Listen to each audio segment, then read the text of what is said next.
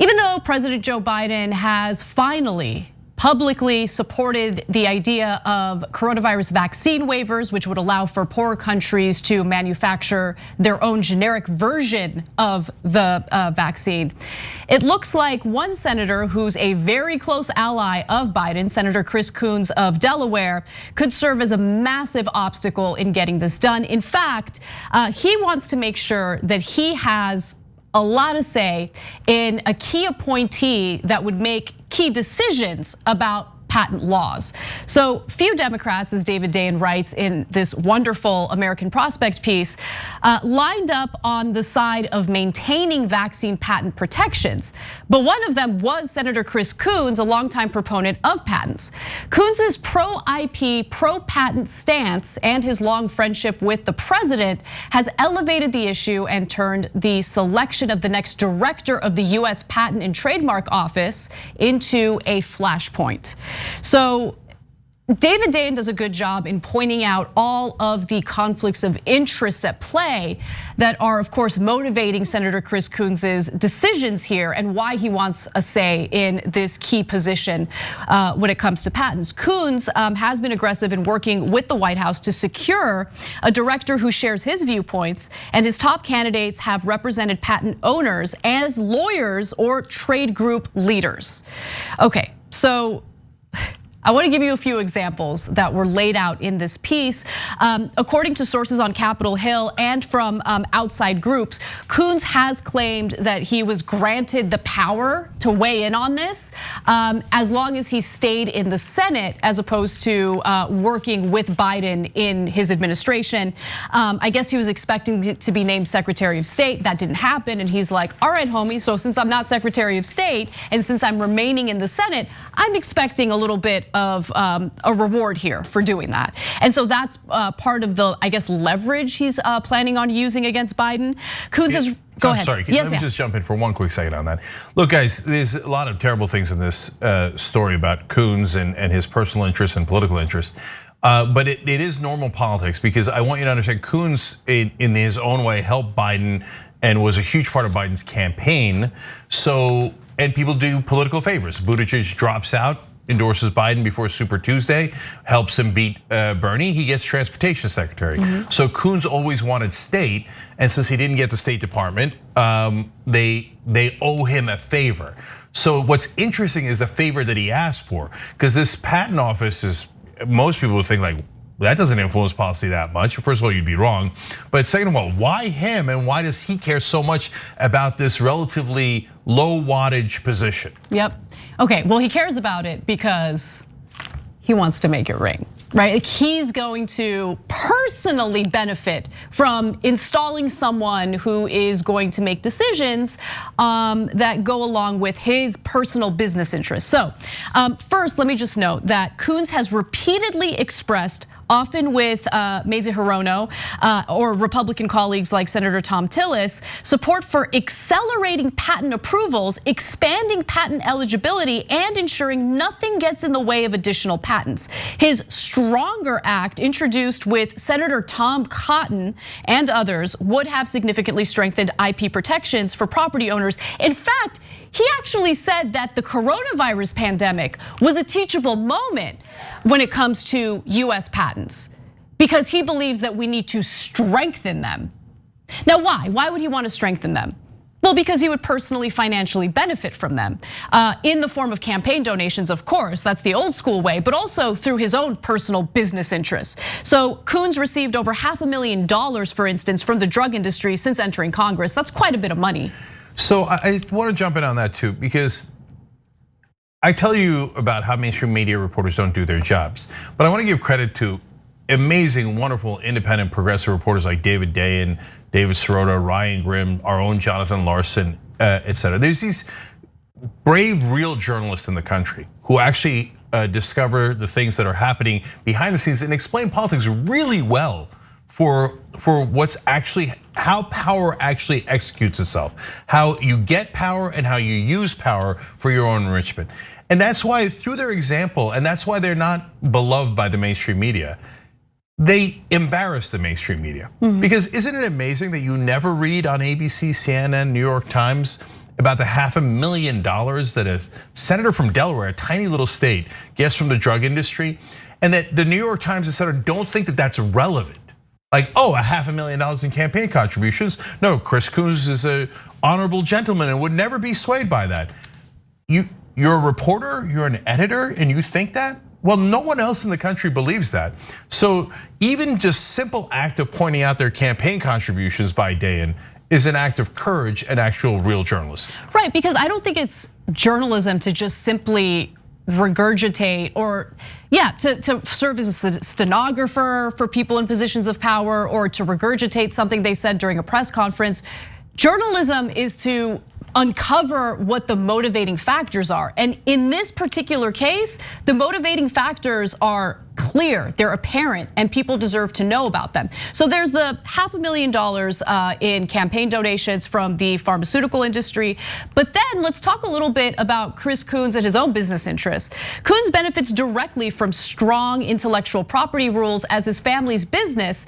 The W.L. Gore Company benefits greatly from its patent on the fabric known as Gore-Tex, as well as 3,400 inventions across a range of industries.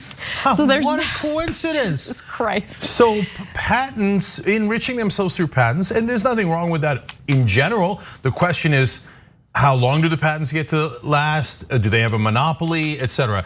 But that is the core way that his family makes money. Yeah. And it turns out the one thing he wants to influence is patents. I'm sure that's a coincidence. And I'm glad none of the rest of the media covered it because it probably has nothing to do with his motivations. There's more. Coons' stepfather, according to David Dayen's reporting, founded the company, and Coons served as its in-house counsel for 8 years before entering the Senate. He still owns $5 million worth of company stock. So like he's still literally financially invested in this, right? And I've been talking about this quite a bit lately because the fact that it's okay just shows you how much of a failure our whole system is in ensuring that our lawmakers represent the best interests of their constituents. The fact that lawmakers can be invested in individual stock, it's unacceptable. It's unacceptable. They're tasked with regulating these private companies. You think they're gonna regulate them if they think these regulations are gonna hurt the bottom line for these companies, thus hurting the value of the shares that they're invested in? Come on. I mean, you don't have to be the smartest person on the planet. This is super easy to understand. The corruption literally persuades them and motivates them to work against you.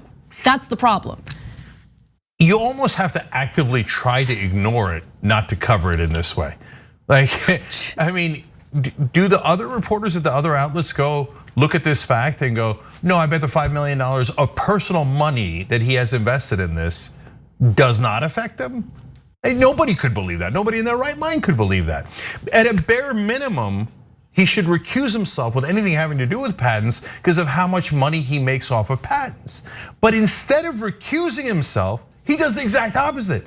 He says to Biden, the one thing I want is the ability to enrich myself.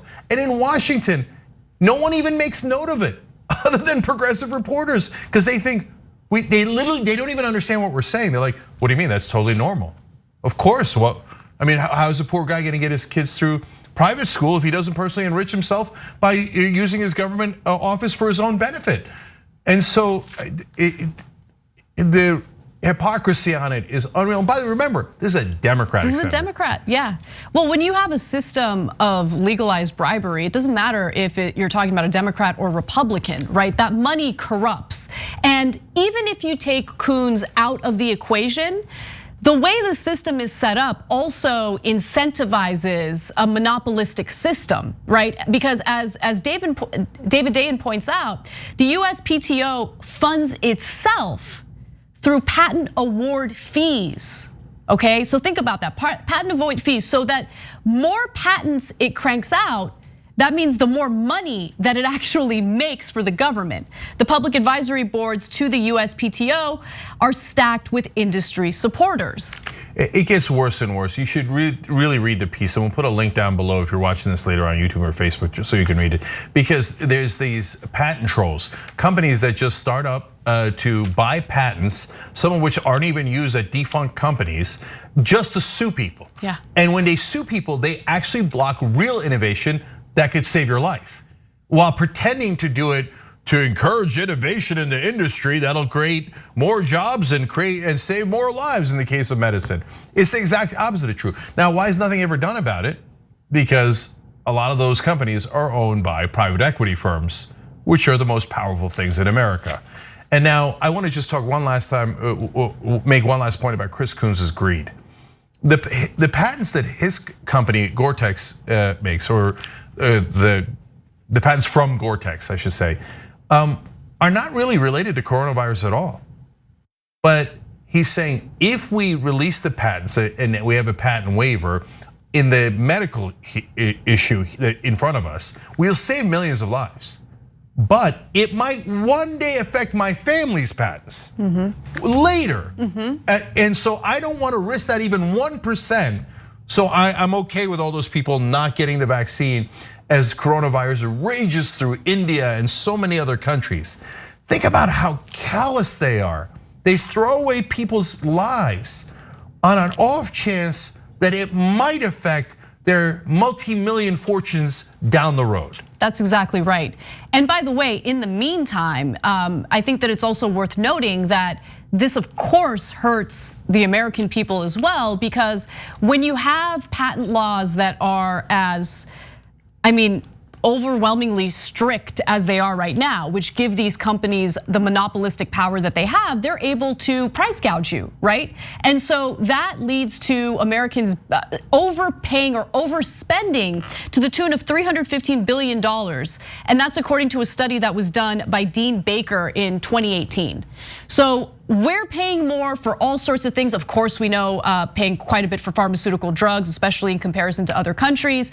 And also in the context of the coronavirus vaccine, as we know, there are countless people dying in poorer countries because they haven't been able to get the waiver. Now, Biden has supported waiving the patent, right? But it still takes a while for that to go into effect. It could take about a month for it to go into effect. But it took a while to persuade Biden to even support waiving the patent. So it's really disgusting what greed does. Obviously, it harms people financially, but more importantly, we're seeing people die when they don't need to die as a result of that greed. Thanks for watching The Young Turks, really appreciate it. Another way to show support is through YouTube memberships. You'll get to interact with us more. There's live chat emojis, badges. You've got emojis of me, Anna, John, JR. So those are super fun. But you also get playback of our exclusive member-only shows and specials right after they air. So all of that, all you gotta do is click that join button right underneath the video. Thank you.